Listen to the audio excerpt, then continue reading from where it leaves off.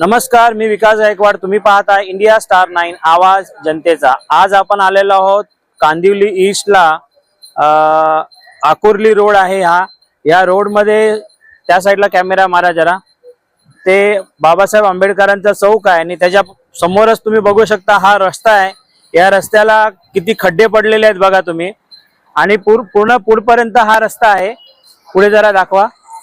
हा पूर्णपणे रस्ता खराब झालेला आहे आणि पावसाच्या आधी कॉन्ट्रॅक्टरने जे काम केलंय ते कशा प्रकारे काम केलंय ते तुम्हाला दाखवण्यासाठी खास आलेलो आहे. एकदम निकृष्ट दर्जाचं काम केलंय. तर या कॉन्ट्रॅक्टरला पण फाईन लागली पाहिजे. इकडचे जे नगरसेवक आहेत धरम काळे साहेब आणि आमदार आहेत प्रकाश सुर्वे साहेब, तुम्ही बघा तुमच्या भागामध्ये कशा प्रकारे काम चाललंय आणि किती निकृष्ट दर्जाचं काम आहे. पुढे रस्ता बनलेला आहे तो व्यवस्थित बनलाय, पण या ठिकाणी रस्त्याची हालत एकदम खराब आहे. हा रोड आहे कांदिवली ईस्ट मधली आकुर्ली रोड.